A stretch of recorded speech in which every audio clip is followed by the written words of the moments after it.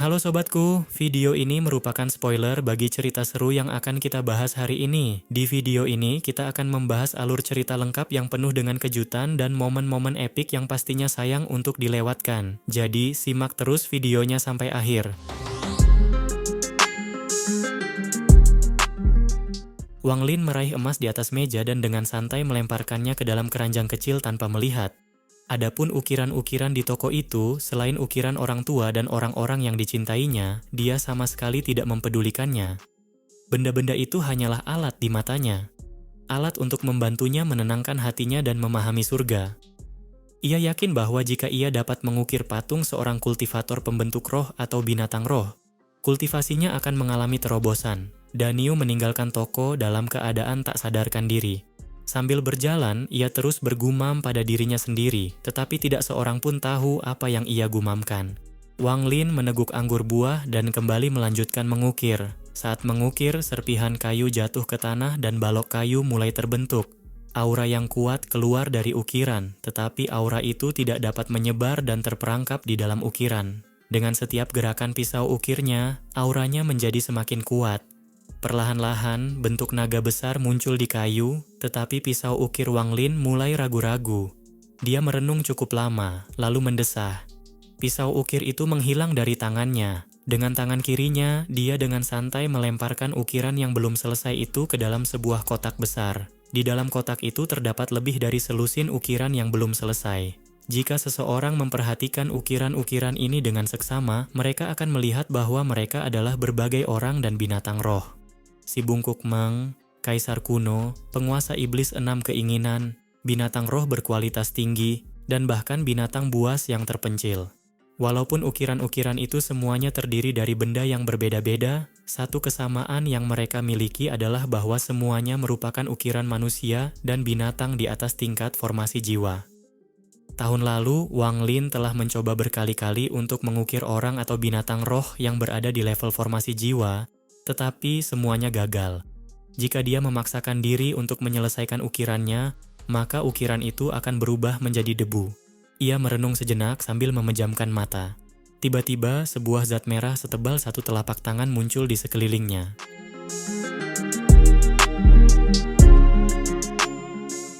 Zat merah itu adalah aura jahat yang telah dipadatkan oleh Wang Lin tahun lalu. Wang Lin sangat puas dengan hasilnya. Dia sebenarnya tidak memaksakan aura jahat itu terjadi begitu saja berkat tindakannya. Wang Lin percaya bahwa hanya dalam waktu 1 tahun lagi, ia akan mampu menekan aura jahat ini hingga batas maksimal. Namun, menyingkirkan aura jahat ini tidak akan meningkatkan level kultivasinya. Namun, Wang Lin selalu percaya bahwa jika ia membiarkan aura jahat ini menghilang begitu saja, ia akan menyesalinya di kemudian hari. Naluri seorang kultivator yang tahu bahwa mereka mungkin membutuhkan sesuatu di masa depan, itulah yang membuat Wang Lin memutuskan untuk memadatkan aura jahat tersebut. Suara ayah Daniu terdengar dari luar. "Kakak Wang, adik iparmu telah membuat beberapa hidangan lezat hari ini. Datanglah dan makanlah. Lalu kami para saudara bisa minum beberapa cangkir." Mata Wang Lin tiba-tiba terbuka, memperlihatkan cahaya kuno. Cahaya itu perlahan menghilang dan Wang Lin kembali menjadi orang normal. Dia memegang kendi, berjalan 2 langkah, lalu ragu-ragu sebentar sebelum mengambil beberapa emas dari keranjang dan berjalan keluar. Adapun pemuda bernama Shu, saat ini dia sedang duduk di kereta kudanya. Jantungnya berdebar kencang saat dia memegang bungkusan itu di tangannya. Matanya dipenuhi dengan kegembiraan. Ia tidak menyangka bahwa kunjungannya ke rumah untuk menjenguk orang tuanya akan membuatnya bertemu dengan orang yang mampu membuat ukiran kayu seperti ini. Bisa dikatakan bahwa satu-satunya hobi sang raja adalah mengoleksi benda-benda seperti ini. Baik terbuat dari batu maupun kayu, tidak masalah bahannya. Selama itu adalah patung, raja menyukainya. Dan sang pangeran adalah anak yang sangat berbakti. Jika dia membawa ini kepada sang pangeran, dia akan mendapat balasan yang setimpal. Memikirkan hal itu, pemuda bernama Shu itu menarik napas dalam-dalam. Tim yang terdiri lebih dari 10 kereta ini bergerak cepat melewati ibu kota, tetapi dia masih berharap mereka dapat melaju lebih cepat, sehingga dia dapat kembali ke istana lebih cepat. Setelah sekian lama, kereta itu berhenti. Pemuda bernama Shu itu segera membuka pintu dan bergegas masuk ke dalam istana. Di halaman timur, pemuda itu berhenti di depan sebuah bangunan yang sangat elegan dan berkata, "Pangeran, Shu Tao ingin bertemu denganmu untuk suatu urusan penting." Setelah beberapa saat, terdengar suara malas dari dalam gedung. "Shu Tao, kamu tidak pulang untuk mengunjungi keluargamu? Kenapa kamu pulang sepagi ini? Kalau ada apa-apa, kita bisa bicara besok." Shu Tao samar-samar dapat mendengar beberapa suara yang menawan dan menggoda dari istana. Dia ragu-ragu sejenak. Biasanya, ini bukan saat yang tepat untuk mengganggu sang pangeran, tetapi dia sangat percaya diri dengan barang yang dipegangnya. Dia mengatupkan giginya dan berkata, "Pangeran, aku benar-benar punya urusan penting. Ketika aku dalam perjalanan pulang, aku menemukan sebuah ukiran kayu. Jika raja melihat ukiran kayu ini, dia pasti akan senang." Keheningan datang dari gedung itu. Setelah beberapa saat, terdengar suara tidak puas dari dalam. "Masuklah, tetapi jika barang ini tidak sebagus yang Anda katakan, maka Anda akan kehilangan gaji bulan ini." Shu Tao segera masuk ke dalam istana dan melihat sebuah ranjang besar yang ditutupi oleh kain kafan. Seorang pemuda yang agak pucat duduk di tepi ranjang. Matanya sedikit muram. Shu Tao meletakkan mantelnya di tanah, lalu hati-hati membukanya, memperlihatkan ukiran naga di dalamnya. Saat pemuda itu melihat ukiran kayu itu, tatapan matanya tiba-tiba menjadi tajam. Ia berdiri dan segera berjalan ke arah ukiran kayu itu. Ia mengulurkan tangan dan meraih ukiran itu dengan tangan kanannya. Tepat saat Shu Tao hendak memperingatkan pemuda itu, dia tiba-tiba mendengar pemuda itu berteriak. Pemuda itu melambaikan tangannya dan ukiran kayu itu menghilang. Dia berkata, "Bagus Shu Tao, kamu telah melakukan pelayanan yang luar biasa." Setelah itu, dia menampar tas yang tampak rusak yang tergantung di pinggangnya. Tiba-tiba, gelombang gas ungu keluar dari tas dan mengelilingi pemuda itu. Gas itu menghilang dan pemuda itu sekarang mengenakan jubah ungu. Saat gas ungu itu muncul, angin sepoi-sepoi bertiup melewati ruangan, sedikit mengangkat tirai. Dua teriakan memesona terdengar dari tempat tidur saat tirai itu memperlihatkan dua tubuh yang indah. Mata Shu Tao tanpa sadar melihat ke atas. Dia menelan ludah dan mengalihkan pandangannya. Tidak berani melihat. Pemuda itu bukan manusia biasa, melainkan seorang kultivator. Namun, tingkat kultivasinya tidak tinggi. Ia hanya berada di lapisan ke-8 kondensasi Qi.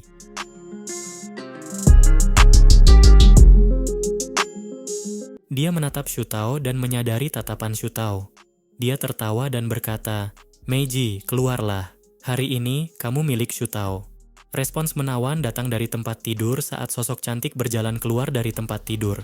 Dia berjalan santai, meraih Shu Tao yang tercengang, dan pergi bersamanya melalui pintu samping. Mata pemuda itu berbinar dan dia segera meninggalkan istana. Pemuda itu langsung berjalan menuju istana pusat. Saat berada di luar pintu, ia mendengar alunan lagu dan musik yang diiringi tawa ayahnya dari dalam. Di luar aula berdiri barisan pengawal. Ketika mereka melihat sang pangeran, mereka semua berlutut. Pemuda itu cepat-cepat berjalan melewati mereka dan masuk ke aula utama. Di dalam aula terdapat dua meja kecil dengan seorang kultivator duduk di belakang masing-masing meja. Para kultivator mengenakan jubah dengan warna yang berbeda, satu hitam dan satu hijau.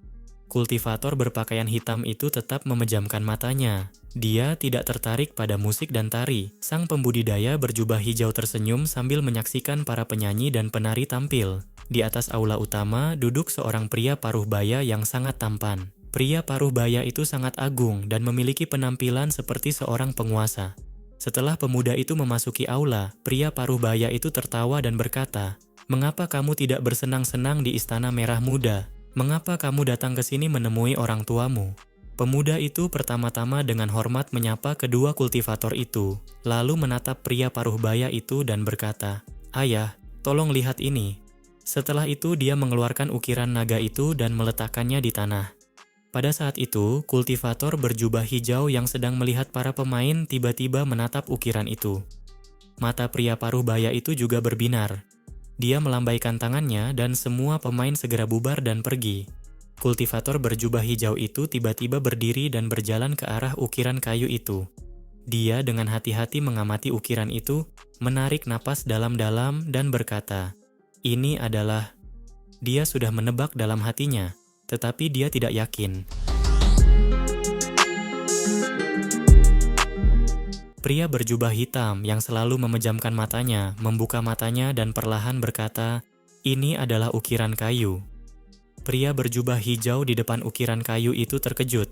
Ia lalu tersenyum kecut dan berkata, "Saudara magang senior, aku tahu ini adalah ukiran kayu. Maksudku ukiran ini terbuat dari apa?" Kultivator berjubah hitam yang dipanggil sebagai saudara magang senior itu merenung sebentar dan berkata perlahan, "Aku belum pernah melihatnya sebelumnya." Kultivator berjubah hijau itu tersenyum pahit. Ia sudah terbiasa dengan keanehan saudara magang senior ini. Pria paruh baya itu menatap ukiran kayu itu dan tersenyum. "Dua tetua abadi, apakah ada yang istimewa dari ukiran ini?"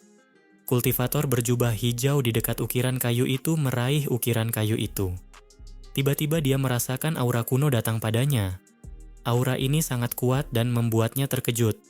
Dengan kultivasinya di tahap tengah foundation establishment, dia merasa seolah-olah fondasinya akan runtuh. Karena ngeri, dia segera melepaskan ukiran itu. Kakak magang seniornya melambaikan lengan bajunya dan ukiran itu terbang ke tangannya. Wajah kultivator ini tiba-tiba menjadi pucat karena intinya menjadi tidak stabil. Butuh waktu lama sebelum dia mampu mengendalikan fluktuasi di intinya lagi. Semakin tinggi tingkat kultivasi yang Anda miliki, semakin besar pula pengaruh ukiran ini terhadap Anda. Namun, jika Anda seorang manusia biasa, pengaruhnya akan kecil. Pria berjubah hitam itu berkata perlahan, "Objek ini bukan ukiran biasa. Makhluk yang diukir hampir sama persis dengan naga dalam catatan kuno sekte kami." Kultivator berjubah hijau itu berkata dengan ekspresi aneh, "Kakak senior, bukankah tadi kau bilang kau belum pernah melihatnya? Kenapa sekarang kau bilang itu naga?" Kultivator berjubah hitam itu menatap heran ke arah kultivator berjubah hijau. Matanya dipenuhi dengan keheranan saat dia berkata, "Adik magang junior, akhirnya aku mengerti mengapa kultivasimu belum mengalami terobosan." Wajah kultivator berjubah hijau itu berkedut. Dia tidak mengatakan apapun. Sang kultivator berjubah hitam menghela napas dan berkata, "Aku belum pernah melihat binatang yang diukir itu, tetapi aku tidak pernah mengatakan aku tidak mengenalinya." Hati kultivator berjubah hijau itu tidak cukup stabil, jadi dia batuk seteguk darah. Setelah waktu yang lama, dia menenangkan diri dan tertawa getir. Dia merasa seperti dia benar-benar tidak bisa menghadapi saudara magang seniornya ini sama sekali. Saat itu malam dan tidak ada bulan. Wang Lin berbaring di tempat tidur di bagian belakang toko. Ada kendi anggur di sampingnya. Dia mengambil kendi itu dan meminumnya. Wang Lin dapat merasakan bahwa dalam setahun terakhir ini, dia telah berhasil menyingkirkan mentalitasnya sebagai seorang kultivator dan telah menjadi lebih seperti manusia biasa. Selama 400 tahun melarikan diri dan membunuh, dia hampir selalu memiliki energi spiritual yang mengalir deras di tubuhnya dan akan menggunakan waktu luang yang bisa dia temukan untuk meningkatkan level kultivasinya. Hidupnya dipenuhi dengan rencana yang mematikan dan bahaya yang mengancam jiwa. Jika dia sedikit kurang berhati-hati, dia akan mati. Dia belum pernah berbaring dan tidur seperti ini sebelumnya. Dia menghabiskan sebagian besar malamnya untuk berkultivasi. Kehidupan seperti itu sangat mengasyikkan dan penuh gairah, tetapi penuh penyesalan. Tidak ada keseimbangan. Kehidupan seperti itu kehilangan sesuatu. Sekarang, tidak ada konflik dalam kehidupan Wang Lin. Meskipun agak membosankan, itu membersihkan jiwa Wang Lin. Wang Lin merasa sangat aneh saat pertama kali menyadari perasaan ini, tetapi ia perlahan menerimanya dan terus menjalani kehidupan sebagai manusia biasa. Dia mengambil kendi itu dan meneguknya. Lalu dia tiba-tiba mengerutkan kening. Pada saat itu, dua orang kultivator tiba di luar tokonya. Kedua, tubuh mereka melayang ke arah tokonya seperti hantu. Salah satu dari mereka melambaikan tangannya dan pintu utama toko Wang Lin terbuka tanpa suara. Mereka berdua segera masuk. Pintunya tertutup karena angin. Di dalam toko, mata mereka berdua berbinar saat melihat semua ukiran di dalam toko. Mata mereka dipenuhi rasa takut, tetapi rasa takut itu segera tergantikan oleh keserakahan yang tak berujung. Ada begitu banyak harta karun ajaib. Salah satu pembudidaya menghirup udara dingin. Dia meraih salah satu ukiran dan melihatnya.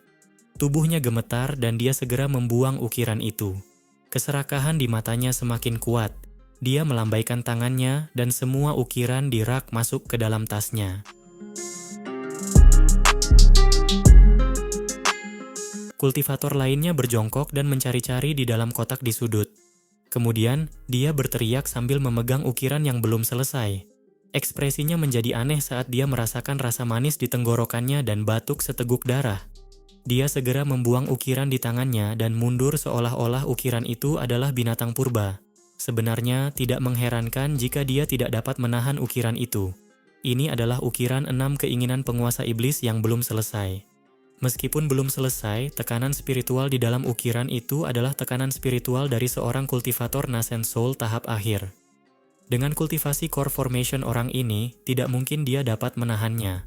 Untung saja dia cepat-cepat melepaskannya dan tekanan spiritual dari ukiran itu belum benar-benar terbangun. Kalau tidak, dia tidak akan kehilangan seteguk darah.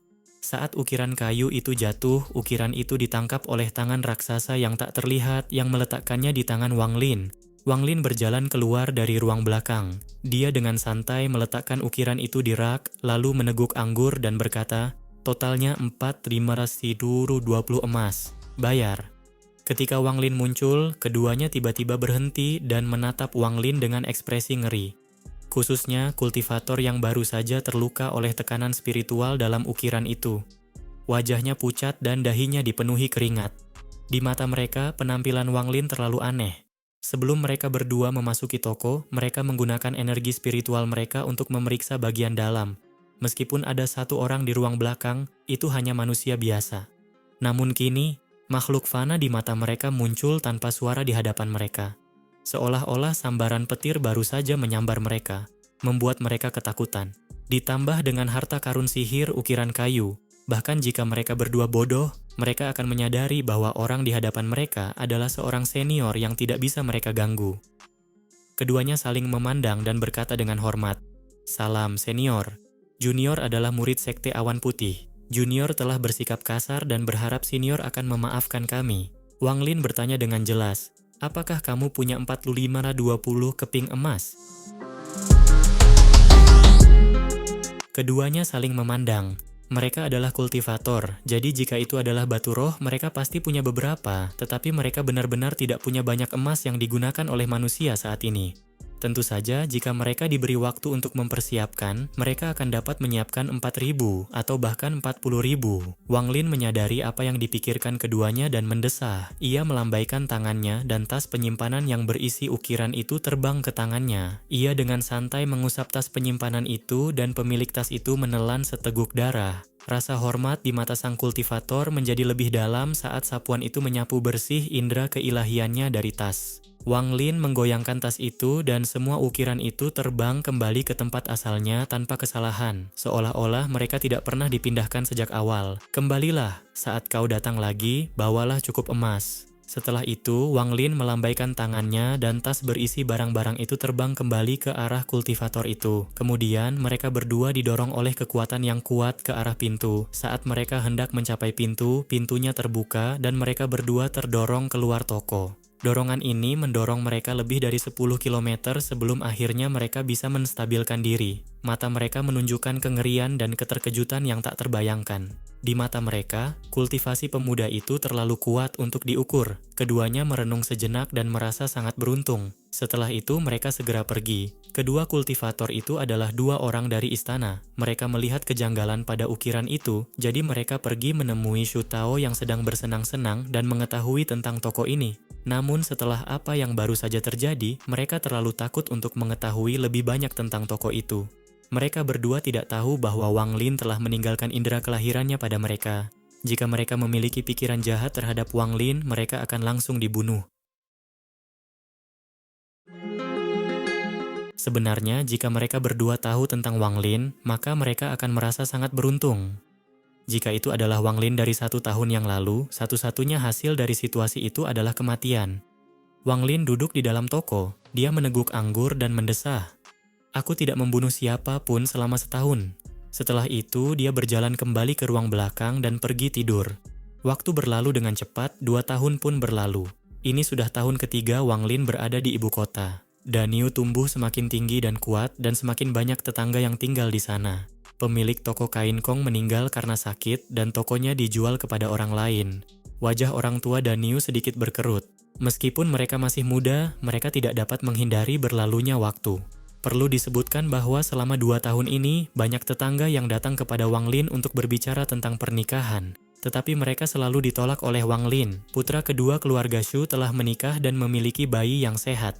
Shu Tao kembali untuk memberi penghormatan kepada Wang Lin. Ia memberikan 100 keping emas kepada Wang Lin dan mengatakan bahwa itu adalah pemberian sang pangeran. Sebenarnya dalam 2 tahun ini, setiap tahun baru, Shu Tao akan membawa banyak emas dan perak. Mengenai hal ini, Wang Lin tidak menolaknya. Dia menerima semuanya. Musim gugur telah berlalu dan musim dingin pun tiba. Matahari telah datang dan pergi. Selama 2 tahun terakhir ini, Wang Lin telah menyaksikan kelahiran orang muda dan kematian orang tua.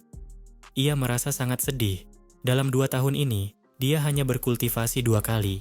Dia tidak lagi peduli dengan tingkat kultivasinya dan jarang memeriksanya lagi. Adapun zat merah hanya lapisan tipis yang tersisa. Sisanya telah dipadatkan menjadi 3 manik merah yang disimpan di tas penyimpanannya. Menurut analisisnya, ketika manik keempat dibuat, zat merahnya akan hilang semua. Kedua kultivator dari masa lalu hanya datang sekali dalam 2 tahun ini. Setelah menyerahkan sejumlah besar emas fana, mereka mengambil 3 ukiran kayu. Dalam 2 tahun ini, toko Wang Lin telah memperoleh ketenaran di bagian barat kota. Meskipun tidak banyak pelanggan, itu masih jauh lebih baik daripada tahun pertamanya. Namun, pengunjung yang paling sering datang ke toko Wang Lin bukanlah manusia biasa, melainkan para kultivator. 6 dari 10 orang yang datang adalah seorang kultivator. Setiap kultivator yang datang akan membeli ukiran kayu dengan emas fana. Dalam 2 tahun ini, dia menjual cukup banyak ukiran kayu dan telah mengumpulkan banyak emas dan perak. Fakta bahwa ada seseorang yang menakjubkan di bagian barat ibu kota secara bertahap mendapatkan ketenaran di kalangan para ahli. Hati Wang Lin masih tenang. Yang diinginkannya adalah tetap merasakan kehidupan manusia biasa. Toko itu hanyalah alat untuk merasakannya dan ukiran kayunya pun sama. Tahun baru telah tiba dan ibu kota menjadi sangat ramai. Wang Lin keluar dari tokonya dan duduk di luar. Matanya dipenuhi kerinduan. Ini adalah tahun baru ketiga yang ia alami sejak tiba di ibu kota. Setiap kali, pengalaman ini berbeda, kecuali satu hal, penyesalan yang ia rasakan terhadap masa kecilnya. Danio berlari keluar dari toko besi dari seberang jalan sambil memegang kembang api di tangannya dan dengan gembira memainkannya. Saat melihat Danio, kebahagiaan muncul di mata Wang Lin. Wang Lin telah menyaksikan anak ini tumbuh dari anak berusia 11 tahun menjadi remaja berusia 14 tahun. Tahun lalu, Danio tidak dapat menolak ayahnya lagi dan mulai belajar membuat besi. Namun, setiap kali ada waktu, ia akan datang dan melihat Wang Lin membuat ukiran kayu. Meskipun Danio tidak sering datang, 1 kendi anggur buah sehari tidak pernah berhenti. Sambil bermain kembang api, Danio berlari ke arah Wang Lin dan duduk di bangku yang dingin. Dia tampak tidak mempermasalahkan dinginnya cuaca. Dia mengedipkan mata pada Wang Lin dan berkata, "Paman Wang, beberapa hari yang lalu, aku mendengar dari ayahku bahwa pemilik toko lu dari sisi timur kota ingin menikahkan putrinya denganmu. Mengapa kamu tidak setuju? Aku pernah melihatnya diam-diam sebelumnya dan dia sangat cantik." Wang Lin tersenyum. Ia mengusap kepala Danio dan berkata, "Paman sudah punya istri." "Ah, benarkah? Kenapa aku belum pernah melihatnya?" Danio tiba-tiba berdiri. Wajahnya dipenuhi dengan keterkejutan. Dia berada di tempat yang sangat jauh, menungguku. Suatu hari, aku akan pergi dan mencarinya. Suara Wang Lin lembut saat gambaran seorang wanita muncul di benaknya.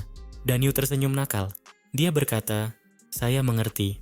Paman Wang, Anda datang ke ibu kota untuk menghasilkan uang sehingga Anda bisa pulang kampung untuk menikah."